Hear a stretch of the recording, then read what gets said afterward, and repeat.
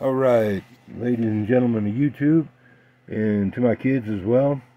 The ugly Iron Man, the little boiler thing that I was making, finally, it's like out of the wonky, hokey stage. The getting rid of these restrictions definitely helped. Is if you remember, there was just a little copper line coming out. Now it's doing about 3 times as much. It still has the same coil. It's still feeding the same coil, but it's feeding it slower.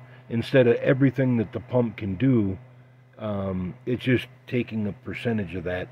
Is right down there. It goes into the coil, comes out of the coil right here.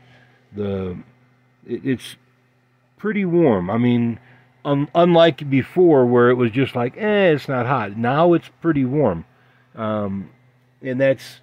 I can either choke it down or increase it, whichever, like, I need to put a thermometer or get one of them, the laser thermometers, so I can dial it in better. But right and for now, it's working perfect. I just got it done.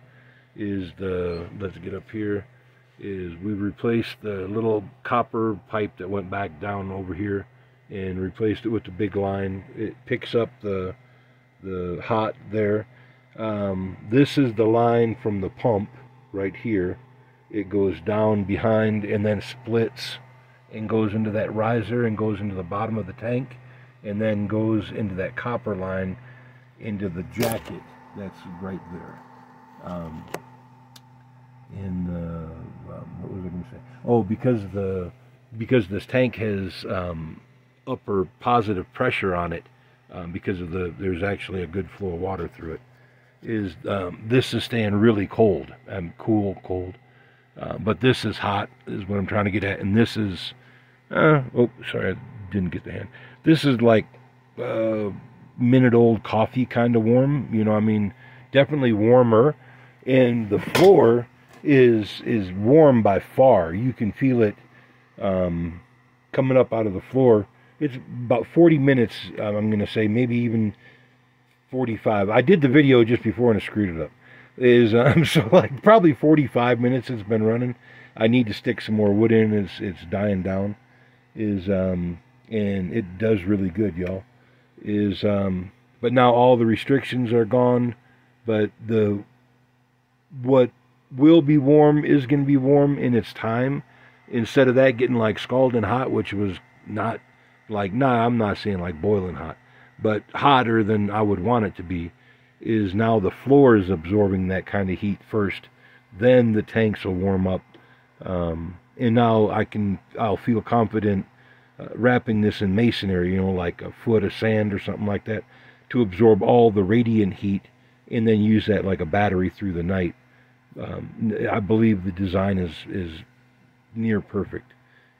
It would be better if it had, like an additional a bigger tank on the outside or whatever, buried or something like that.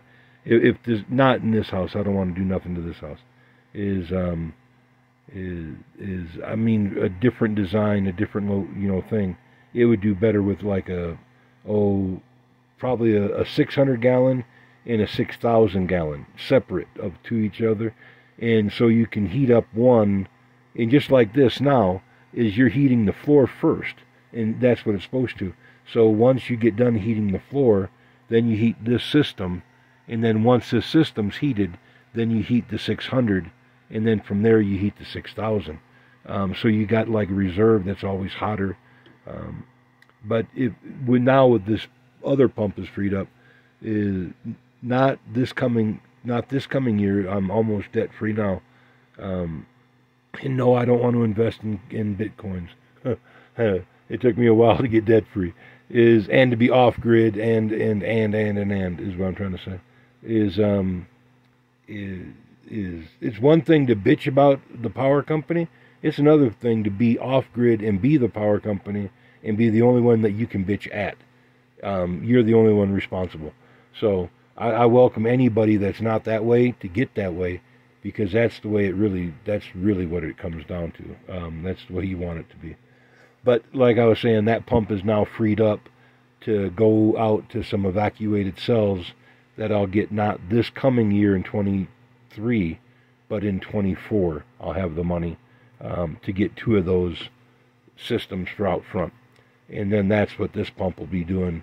And then I'll definitely need like a 6,000 gallon tank to put that reserve heat. But this I can just slow down. The second that these heat up now, the floor will be plenty like silly hot, and has been from this time the fire started. And you could tell within 25 minutes of lighting the fire, the floor was already feeling warmer.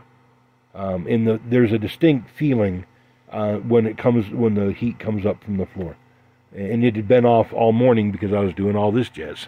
And so I'm going to say about 25 minutes, you could feel it, and now it's really nice. Normally my feet are like always cold, but it's like super radiant, and because it's coming up from the floor, as hot as that pipe, which it's never done before. It just never worked out that way, is what I'm trying to get at. Now it's correct, and all the bottlenecks removed, okay. And like I said, I'm going to replace that pipe, and even maybe put in a crossover, so I can just reroute a percentage of the hot water. And if, like, say, you want the fire, but you don't want the floors to get too hot, and you just want to store the water, is just to put a reroute circuit in that. But that's not critical, not by any means. We got the important part done. The 2 critical pipes that got the system back up and running on 1 pump only instead of the 2. And then the return from the floor, that's just to get that header in there, so it'll have a place to port. Like, that's what that's all about, is so I can make another circuit for this other half of the floor. And probably just another 300 foot, just like I got on this side, three 100-foot coils. Just keep it simple.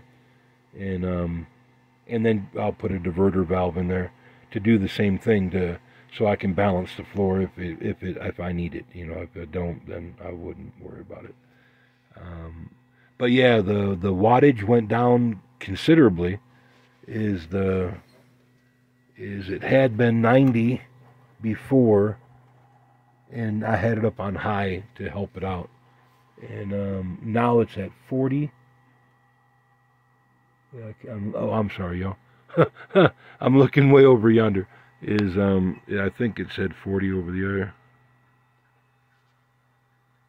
30? No, 40. It said 40. 30. It is getting 30 every once in a while. So it's actually dropped considerably, is what I'm trying to get at. It's dropped considerably, the wattage that the pump uses.